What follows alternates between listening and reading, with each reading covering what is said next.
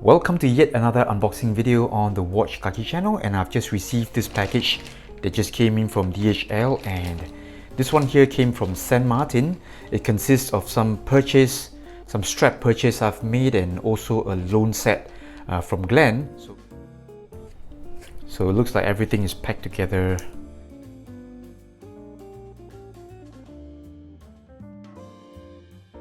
Okay, let's see what we've got here. Alright, so these are the straps that I've got. These are the fluorine rubber strap or fluoro rubber strap, also known as the FKM strap. So I think these straps, they're in a much better quality than the Seiko silicone straps, in the sense that they don't attract dust, and they also sort of they don't melt, you know, if you wear them excessively.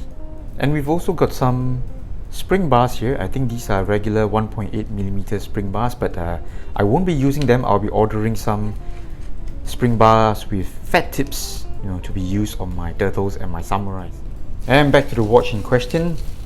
Got these things wrapped nicely in bubble tape, and here's a set of strap change tools. Not too sure if I'm going to use them throughout the review. So, and they've also included a spare NATO strap. I guess we're going to do a strap show for this watch when I film the actual review video. So let me just open this one up. Alright, so this is the standard or very generic Saint Martin shipping box. Let me just pop it open.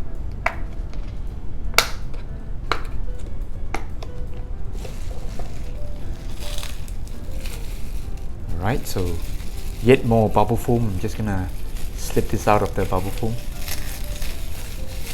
and ta-da! Here we go.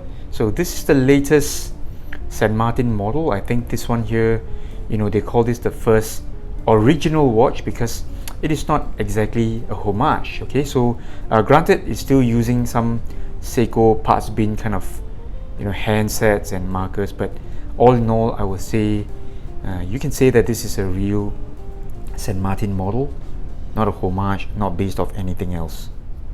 So I've got all the packaging and all those bubble tips out of the way. I'm just going to show you the watch now. This one here, I would say it's a very compact watch because of the lug design. It doesn't have any lugs. Okay, so I'll call this what, hidden lugs or underbelly lugs or whatever. So first impressions, it looks pretty decent. Alright, lots of Saint Martin design elements going on, namely this shark logo on the case back, as well as the shark logo sign on the crown here. And I would say the markers and the handsets, I think they're borrowed over from Willard or MM300, I think. Okay, so plenty of borrowed parts. Okay, so even the bezel, I think, could be borrowed from any one of those Seiko models, but as it is put together like this, you can say it's an original design. So we've got a hang tag here. Does it say the model number? No, it doesn't, but I think the model number is SN045 or something like that. So it comes on a waffle strap.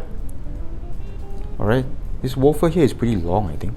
Okay, it does look like it's a pretty long strap. I'm going to measure that later on in the review. And it is signed in the inner lining, signed Saint Martin, as is the buckle here. They've got a new signature here on the buckle.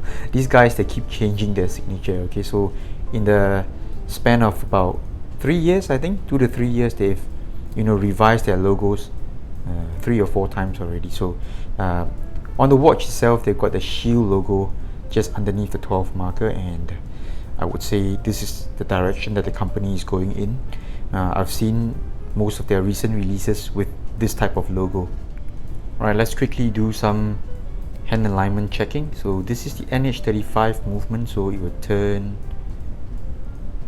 the crown upwards, and then the movement, the hands will start to move clockwise. So the alignment seems pretty decent. So let's just quickly check the bezel action. This is really nice. Just listen to those clicking here. Alright, very nice, very crisp, and not much of alignment issues. Okay, feels very good. I think this is ceramic bezel insert, and overall the case itself has got a really good mix of brushed and polished surfaces. This coinage here is actually quite, grippy. Okay, doesn't seem like it's very grippy, but it feels okay, feels good. So here's a really quick wrist shot to show you the overall size and fit of the watch here. Due to the lug design, I think there's practically no lug gap or lug overhang, so it wears really small. I think on spec sheet this is like 40 or 42 millimeters, I think, but it feels more like a 40 to 41. And like I mentioned earlier on, the rubber strap does seem a little bit long. I think it's 135 on the long side. So I'm just going to leave you with a wrist shot here. This is the watch Lucky. I'll see you soon. Bye bye.